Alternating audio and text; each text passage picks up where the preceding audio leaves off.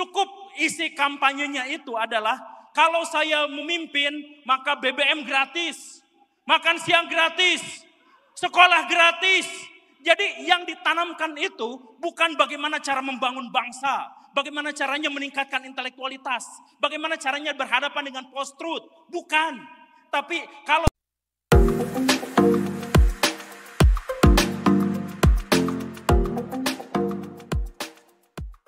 Bismillahirrahmanirrahim. Assalamualaikum warahmatullahi wabarakatuh. Nama saya Hadi, Pak. Saya dari kota kecil bernama Banjaran di Bandung Selatan. Sebetulnya saya tidak ingin bertanya, tapi saya ingin sedikit mungkin bercerita. Yang pertama, saya datang ke sini itu betul-betul karena akal saya sakit, Pak. Karena pemilu ini saya akalnya sakit. Sehingga saya berani bayar agar nanti disembuhkan oleh para dokter akal sehat ini. Kenapa saya berbicara bahwa saya sakit? Karena hari ini saya masuk tim kampanye caleg, Pak. Saya adalah tim pemenangan caleg. Saya melihat berbagai macam masyarakat, saya datang ke konstituen, ke titik-titik itu untuk bertemu dengan mereka. Dan ternyata kenapa saya sakit? Karena saya merasakan masyarakat sakit. Saya melihat masyarakat hari ini ketika pemilu, dibagi kaos partai itu kegirangannya bukan main, Pak. Seperti dibagi uang 10 juta. Bahkan berebut saling bercakar-cakar ketika itu kegiatan partai. Ketika saya bertemu dengan masyarakat sedikit-sedikit kita dipinta uang, Pak. Betul-betul saya merasakan lelah karena memang ini adalah kondisi politik kita. Kondisi masyarakat kita. Nah, saya sebetulnya di sini ingin berbicara bahwa ini adalah sekumpulan orang-orang yang memiliki kapasitas otak yang luar biasa. Kita katakan sebagai kaum intelektual. Nah, betul tadi kata Bung Rocky bahwa hari ini masyarakat kita itu pemilihnya itu adalah akal-akal rendah semua.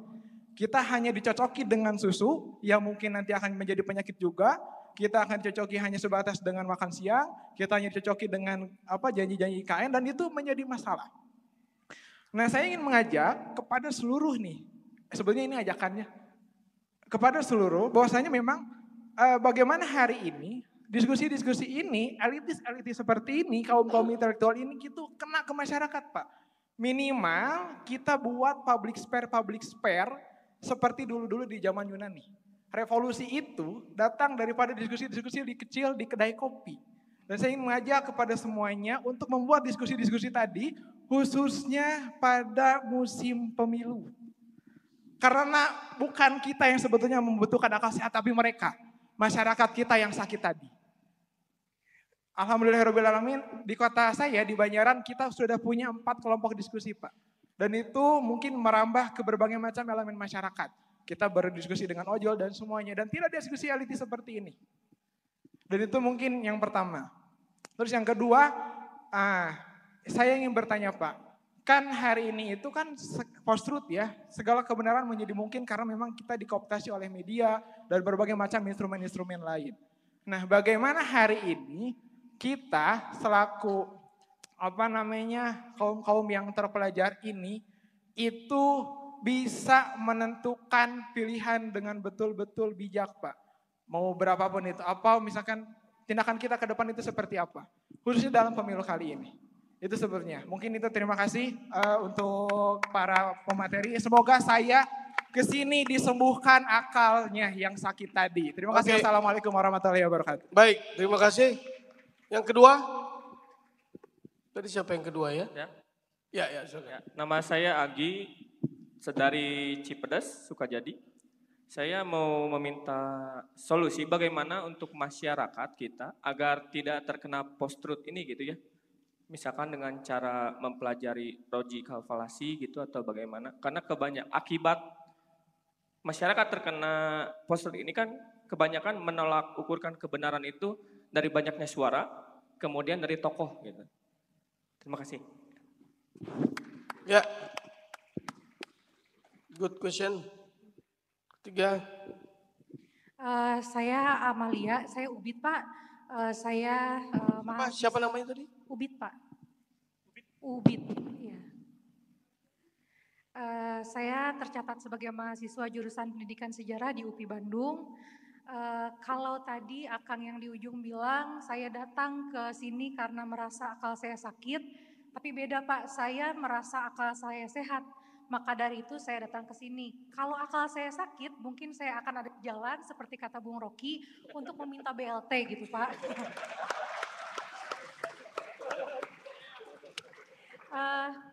Sebenarnya saya datang ke sini karena kekhawatiran saya terhadap pemilu tahun ini.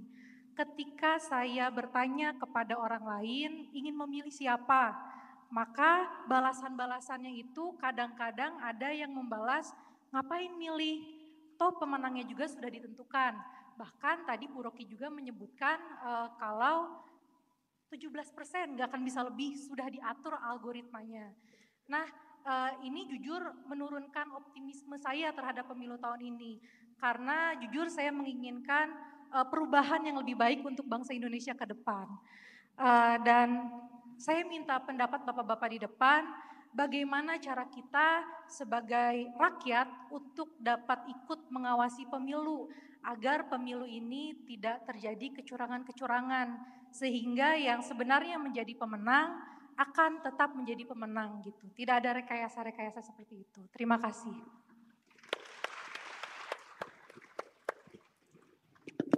Ya, baik. Kang Guru dulu, silakan. Mangga dijawab Kang. Ada 3 penanya tadi. Kondisi pragmatis masyarakat yang masih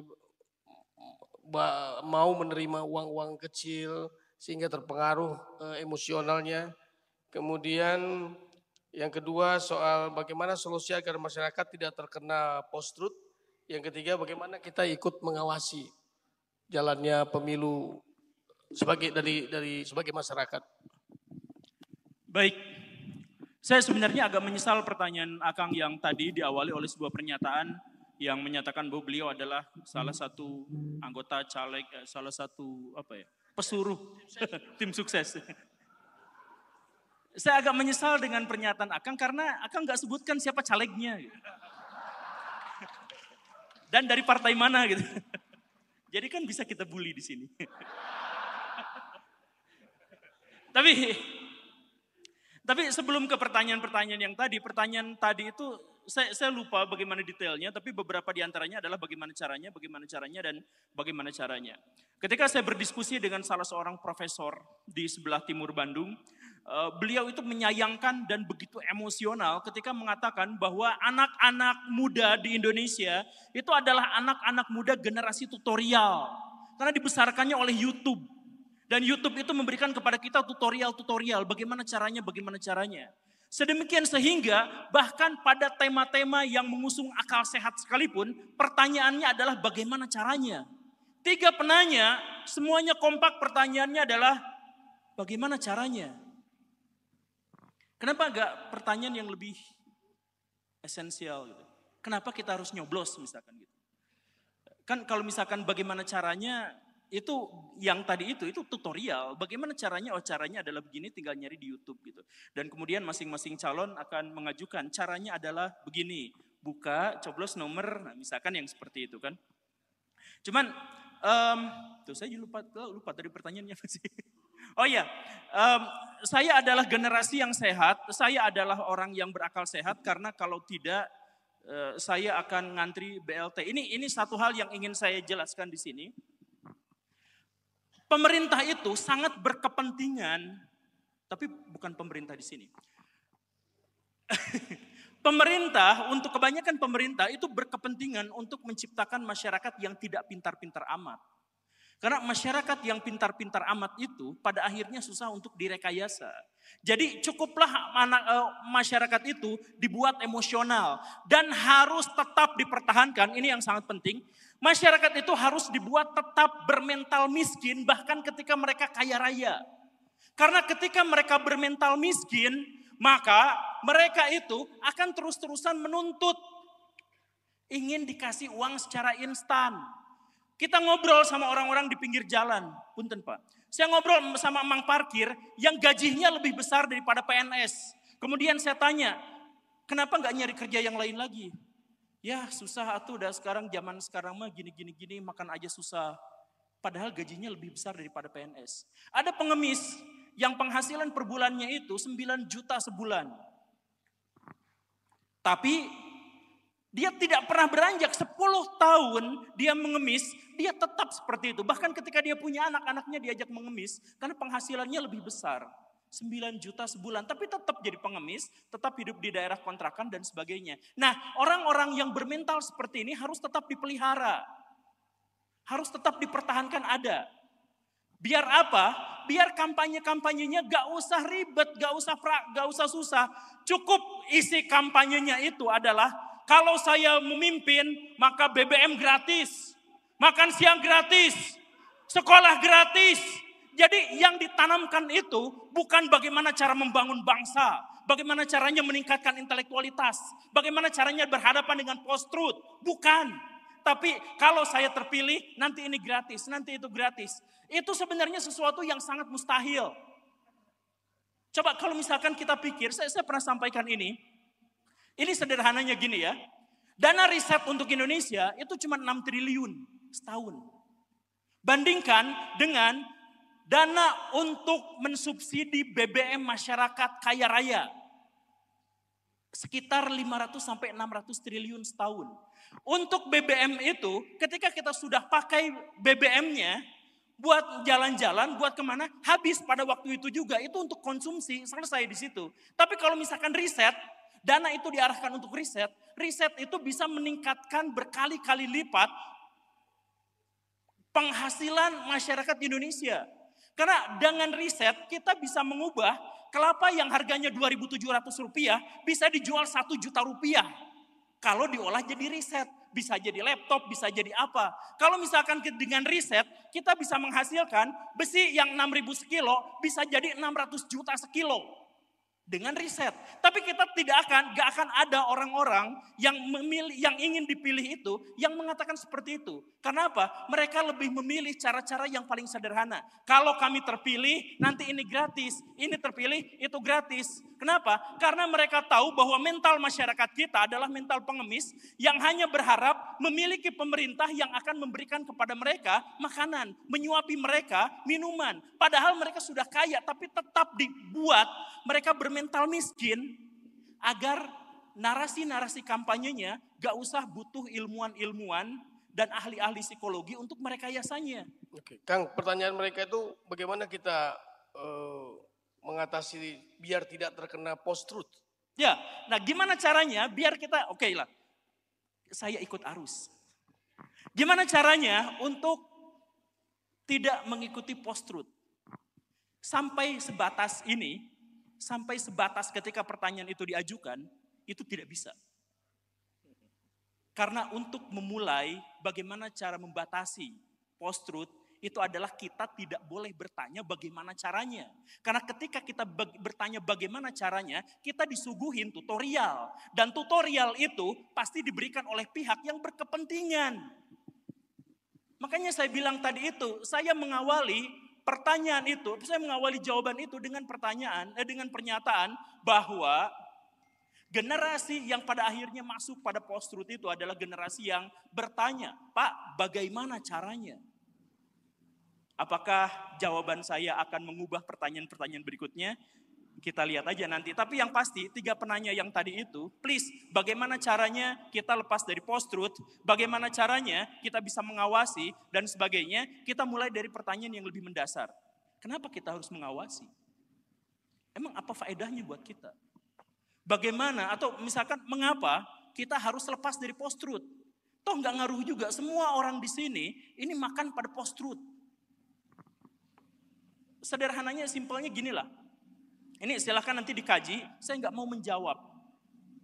Saya pengen menguji aja. Gini ceritanya, ada seorang biksu Buddha di Jepang, datang ke sebuah lembaga kemasyarakatan, bukan lembaga penjara apa gitu, lembaga sipil, dia mau bikin paspor ke luar negeri. Dia seorang biksu. Ditanya sama pegawainya, Pak, maaf, namanya siapa? Dia sebutkan nama biksunya. Maaf, maksud kami nama asli Bapak. Bukan nama biksu, tapi nama asli. Si biksu itu tertawa. Emang saya punya nama asli? Kan saya nggak punya. Nama yang dikasih sama orang tua bapak. Orang tua saya gak tahu nama asli saya. Mereka hanya memberi nama, tapi namanya ngasal. Mereka gak tahu nama asli saya itu siapa. Jadi namanya siapa? Tidak ada seorang pun yang tahu siapa nama asli saya. Mungkin Tuhan, mungkin siapapun yang tahu, tapi saya dan orang tua saya tidak pernah tahu. Jadi artinya apa? Realitas yang kita pahami ini sebenarnya adalah realitas yang kita tidak pernah tahu apakah ini ada atau tidak. Kalau misalkan pernyataan mengapa itu diungkap sampai situ saja, maka kita akan paham gimana ceritanya kita bisa bertanya soal bagaimana caranya tanpa kita bertanya soal mengapa kita harus bertanya bagaimana itu harus dilakukan. Semoga dipahami, terima kasih. Nanti dilanjutkan.